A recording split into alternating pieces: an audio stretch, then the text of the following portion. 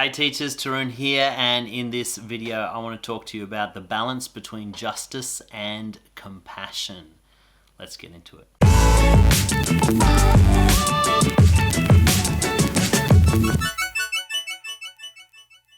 Alright, here we go. The balance between justice and compassion. There's an old Hebrew passage that says this: do justice and love mercy. And I find in teaching, especially in behavior management, there is always this tension between upholding the rules and the regulations and having compassion and being merciful towards students who break those rules.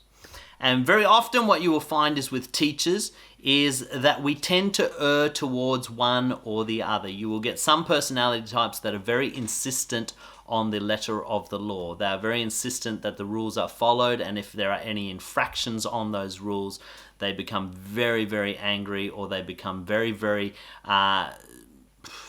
determined to enforce those rules and to enforce a consequence for breaking them.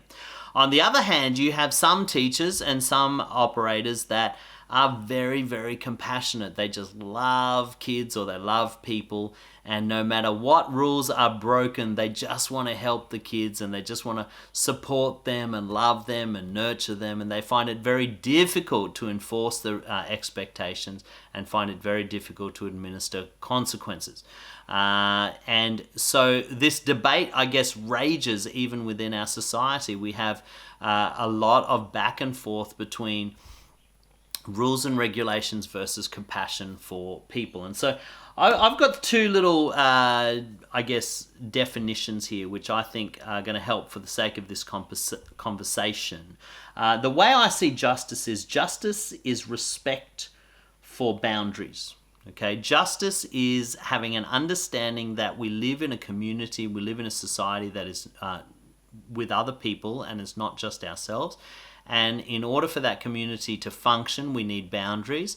And in order for those boundaries to work, everybody needs to respect those boundaries and willingly cooperate with them. So that's justice, is ensuring that the boundaries are respected. Compassion is respect for people and an understanding for their experience. What we also understand is that human beings have a myriad of life experience that causes them to behave in various ways, depending on your upbringing, depending on the family you've come from, depending on the experiences that you've had in life. Very often that can have a significant impact on your ability to interact with rules and regulations. And so we have to understand that it's not one or the other.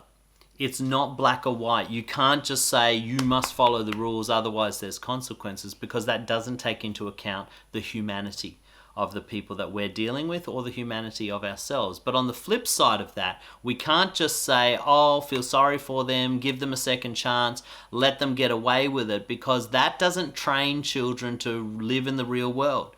In the society that we live in, there is always consequences, and there are always things that they will have to bump up against and learn to respect the law. And so as teachers, we have a responsibility to do both. So here's a little process that I try to follow where I am dealing with students in the context of balancing justice and compassion. And the first thing is this: I think it's really important that you clearly state your expectations. Every class needs to know, and every school needs to have very clear boundaries about behavior. If you don't state your expectations and boundaries clearly, you will find that kids will just make up their own expectations. So it's very clear that you start off with clear boundaries and clear expectations. But you also have the understanding that there are going to be some people that will step over those boundaries. There are going to be some children that don't know how to keep the expectations, and then you have to respond to them. So what I do is when students step over the boundary, my first and initial response is simply this: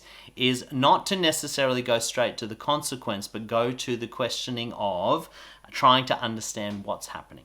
Okay, now I'm talking about more serious infractions. Okay, in the classroom, if it's talking, I'll correct the talking, or I'll respond to what's happening in the moment. But when we're talking about serious violations that would incur a serious consequence, what we have to do is first of all ask them what's going on. Is there some reason for it? Have a conversation with them, try to understand where they're coming from, what has caused them to react the way that they've reacted. That's the compassion side of things. But you also have to have a conversation while you're having compassion. You also have to have a conversation that explicitly talks about the expectations. So it's like, okay, I understand that you're going through something, or I understand that you've seen this a particular way, but I also need you to see that there are rules for a reason. This is why we have the rules. And then you have to have a conversation, and that's called, balancing the tension between understanding where they're coming from, but also helping them to understand that it's important to respect the boundaries that are placed on them. Once you've had that conversation, that's when you can move forward and you can actually start to say, okay, what happens from here? Now, one of a couple of things may happen. If it's a very serious infraction, you may find that you have to administer a consequence. And so you may say, okay, I understand where you're coming from. I still have to administer the consequence, but I also want to help you and support you in your return to school. So they know that although there is a consequence, although the infraction was serious, that you're still with them, that you're still on their side, and you're looking to support them. And so the conversation is around, how do we respect the rule while still supporting the person? The alternative to that is, if it's a less serious, or maybe it's a first-time infraction, you may have a conversation that looks like this. Okay, this is the expectation. This is what happens if you break that expectation. Because I understand where you're coming from, I'm going to give you a chance to fix this. I'm going to give you a chance to amend your behavior. But when you give them a chance, you have to still clearly state what happens if they fail to comply. And so, okay, I'm going to give you a chance, but you need to remember, these are the expectations. This will be the consequence if it happens again. So I'm going to hold you accountable, but I will also support you in helping you adhere to those rules. And so that's when you put in a support mechanism to help that child comply with the rules while still holding them accountable for their behavior. Now, if it's repetitive behavior, you may find that you get to the point where they have to have a consequence, but then you support them on the back end.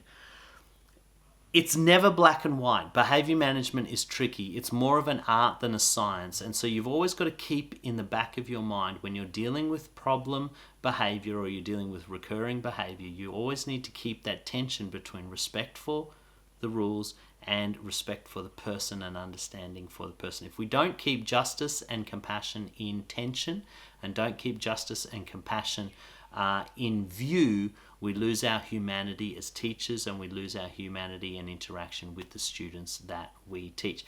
I hope that was really helpful for you. This is something that you have to practice. This is something that really has to come from inside. You have to really ask yourself what you value, which side of the coin you tend to preference. If you tend to be more about justice, you need to teach yourself to be more compassionate.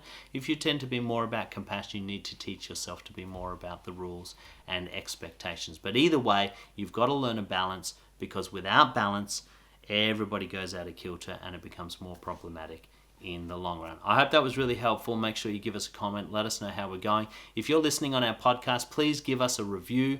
That will really help us with our algorithm with Apple Podcasts, and we'd love to hear from you. If you know anybody that would benefit from this content, make sure you share them. Make sure you share it, and we look forward to talking to you next week.